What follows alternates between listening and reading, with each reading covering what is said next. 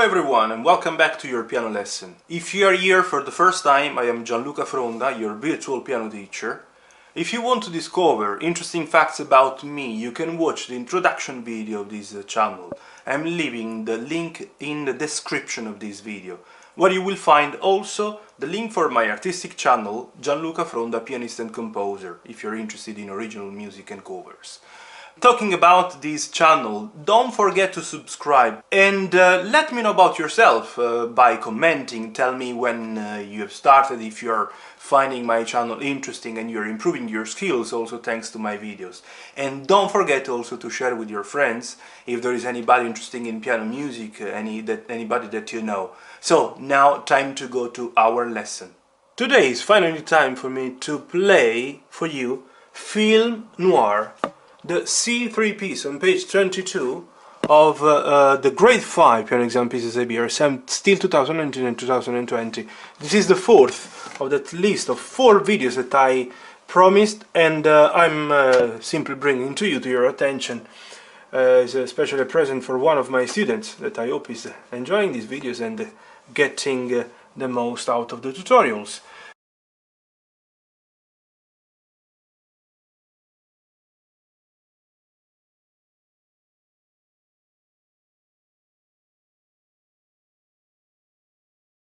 This is a very complicated one for many reasons, if you want to play it correctly, not only for the swing, but I suppose that you already know how to play swing.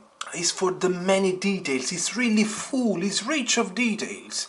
Just to mention 2 of them, the accents, this sostenuto or tenuto mark, and the length of the notes in the swing, the triplets over 2 counts. So it's really tricky. There are many things that I should mention. I will try to mention all of them. Let me first of all play at 126 or very close to 126 to give you a general idea of how it could be.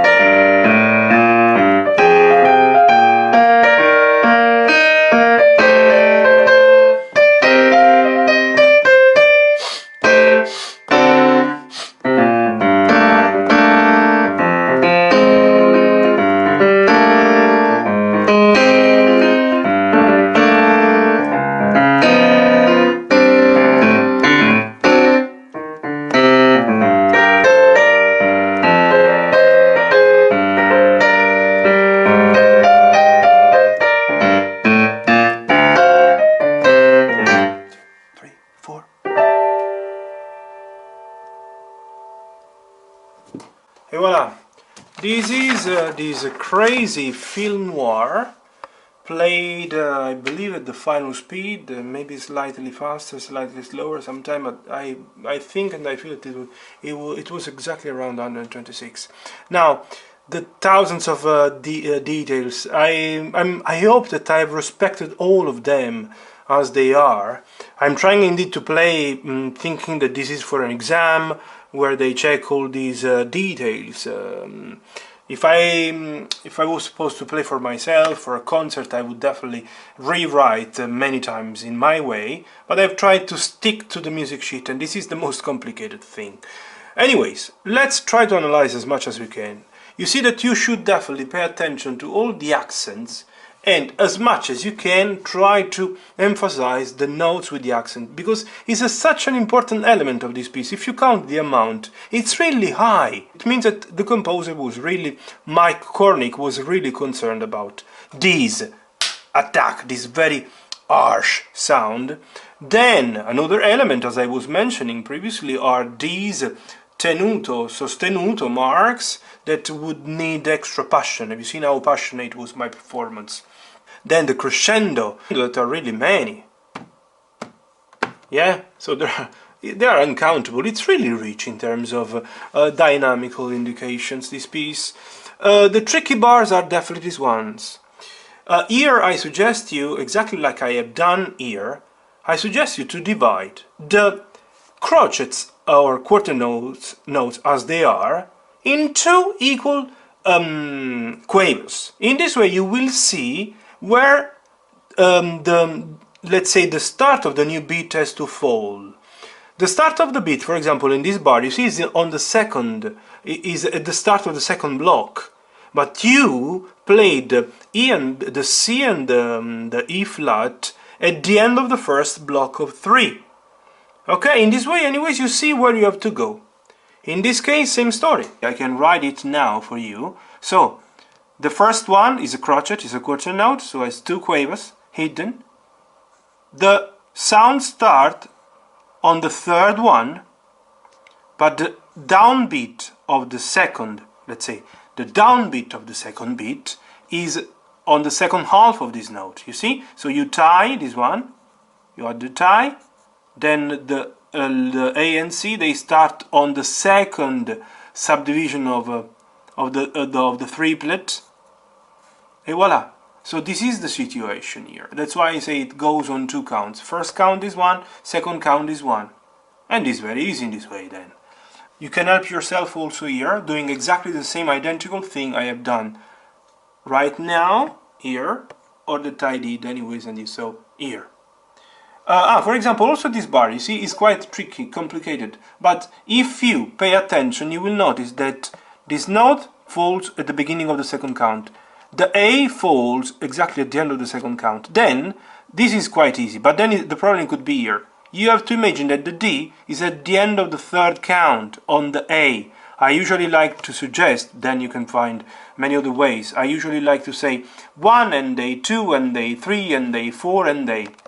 Assuming that you know that in the string you can count easily 1 and 2, simply stretching, prolonging a little bit the first element and stretching out obviously then the last one, you can do 1 and 2 and 3 and 4 instead of 1 and 2 and 3 and in the straight tempos.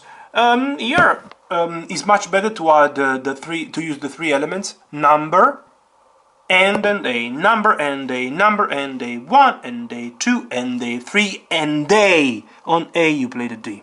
Okay? Then, I think that in terms of, so the explanation of these rhythmical problems should be over. So this one starts on end of 1.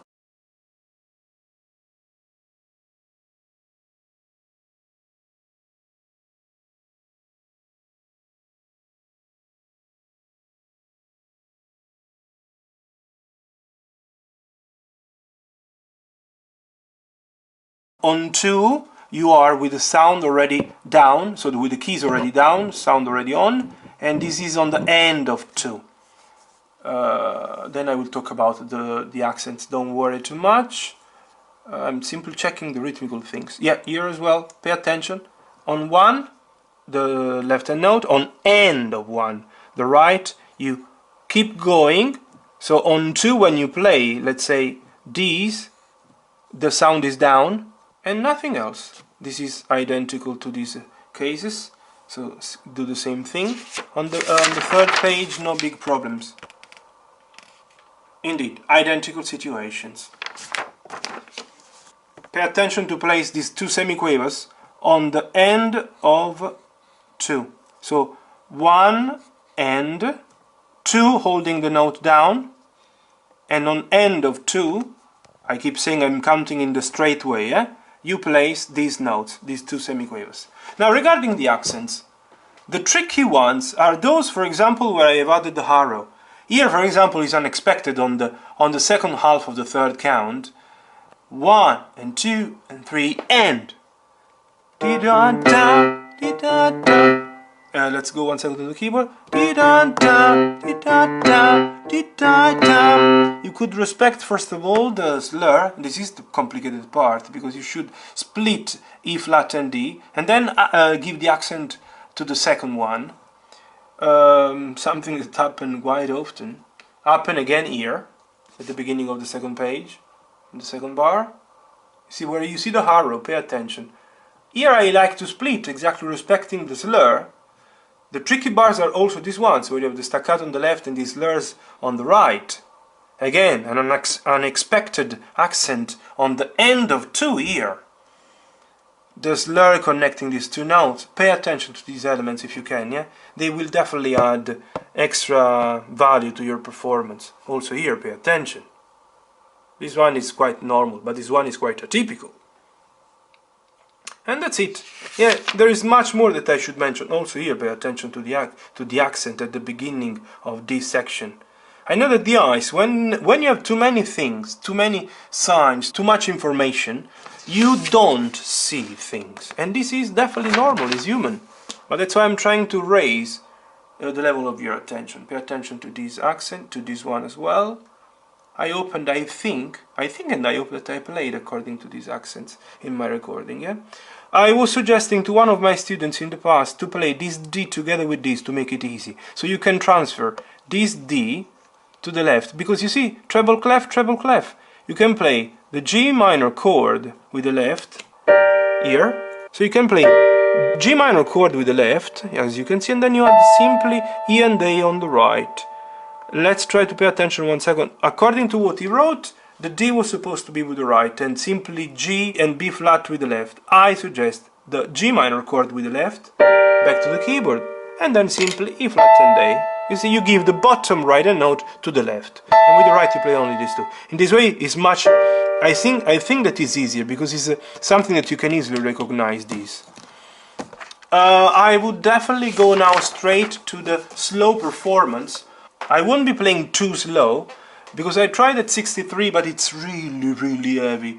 Let me maybe try at 72, or maybe even better, 76. Yeah, in this way it's not that heavy. I will keep the metronome on.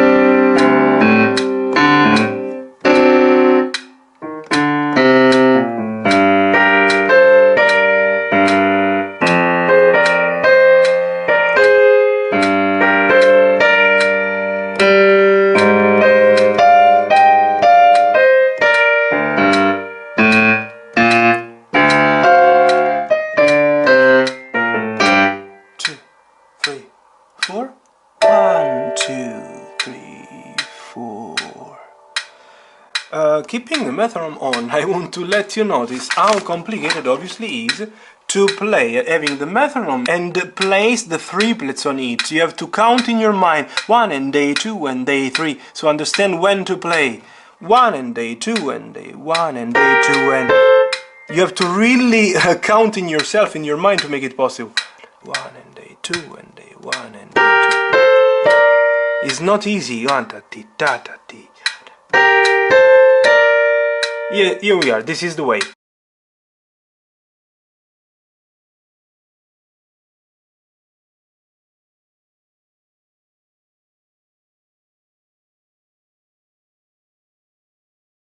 I hope that I have told you everything, or almost everything. I tried to explain as much as I could. It's not easy at all. I understand. I don't blame you. But obviously, if you have chosen this one, it means that you can play. You have the skills for playing it. If you have any question, anyways, don't hesitate to contact me by commenting, and I will try to help as much as I can. If it's the first time that you're landing on my channel thanks to this video, don't forget to subscribe. Thank you very much, and see you in the next one.